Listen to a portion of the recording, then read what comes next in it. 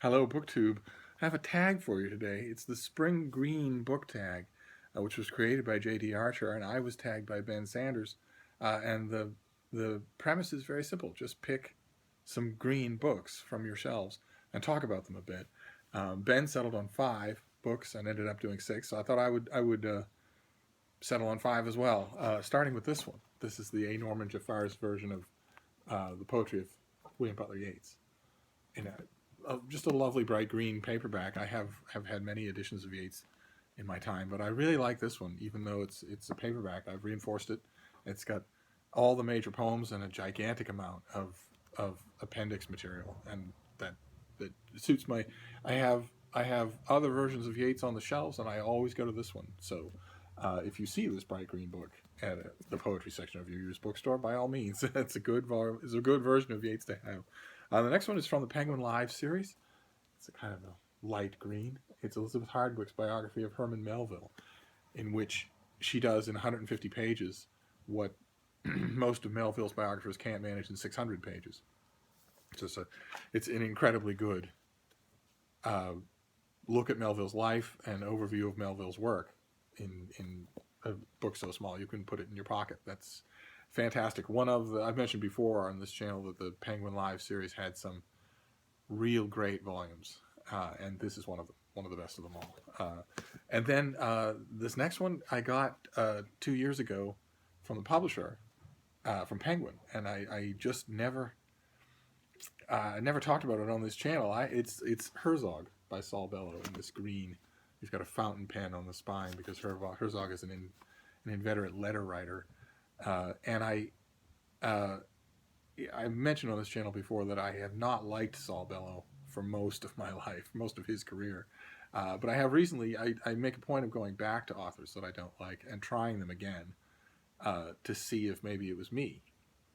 And I've done that with a bunch of canonical authors who I don't like. And usually the verdict ends up mostly the same. Saul Bellow is the biggest example in recent years uh, of pleasant surprises, where I go back to his books and am pleasantly surprised. And this one especially, I think Herzog is probably my favorite of his novels. I think the short stories beat the novels, and the nonfiction beats the fiction. But I think Herzog is my favorite of his novels about a frustrated man named Moses Herzog whose life has not gone the way he wants, and he's largely, I mean, there's a lot else going on in the book, but he largely expresses his frustration at that by firing off letters to people that he knows and doesn't know, people who are alive and people who are dead, in all circumstances. And it becomes a kind of mental correspondence. But there are things going on in this book that I missed, just plain missed, the first 2 times I read it. Like passages like this. Still fighting it out, Herzog was fairly deadly in polemics. His polite formulas often carried much spleen. His docile ways, his modest conduct, he didn't deceive himself. The certainty of being right, the flow of power, rose in his bowels and burned in his legs. Queer the luxurious victories of anger.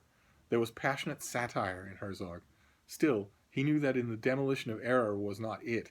He began to have a new horror of winning, of the victories of untrammeled autonomy.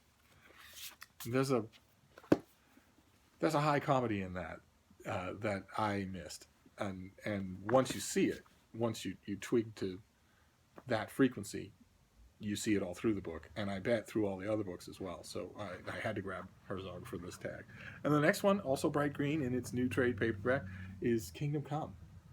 This is a 4-issue graphic novel series by Mark Waid and drawn by Alex Ross, and it tells the story of the iconic DC superheroes um, a decade from now, a decade from their present, when the world has gone to seed, it's become a bitter, violent place, and one act of atrocity after another eventually draws all the iconic heroes out of retirement to try to corral the madness. But with them out of retirement come whole other forces that are interested in furthering the chaos, and the whole thing just explodes in a climax that it's amazingly good.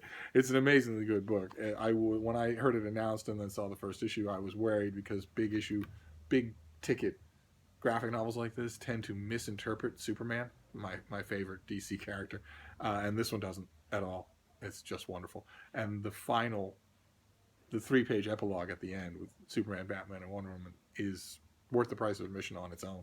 And Alex Ross did a new cover for this green trade paperback, showing the whole host of characters, half of which he visually invented. And then the last green book for the Spring Green tag is from our very own Jason Purcell, BookTube's Jason Purcell. This is 10 Canadian Writers in Context.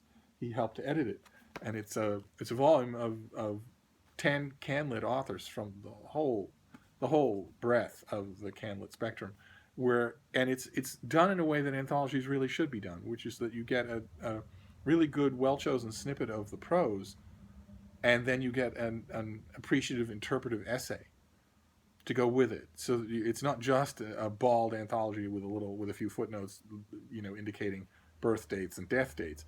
Instead, it's more a guided tour of the leading lights of CanLit.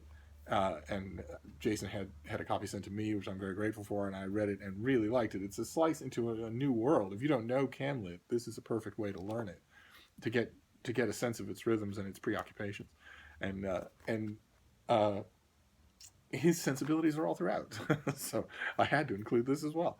So that is the Spring Green book tag. There's 10 Canadian Writers in Context, which really should have been the subtitle, but that's all right. There's Kingdom Come. There's Herzog by Saul Bellow in the Penguin Classic Deluxe Edition. There's the Penguin Lives biography of Melville by Elizabeth Hardwick. And there's the Jafar's edition of William Butler Yeats' poetry. And all that's left for me to do is tag people. And I tag Jess from Garden Scriptorium because I'm trying off the top of my head, just up from memory, to picture whether or not there are any green books in the bit of her library that we see behind her in her videos. I tag also Adam from Memento Mori, and Caleb says spring and all things green naturally reminds me of him, our patient gardener. And that's it for now, BookTube. I will see you soon. Thanks.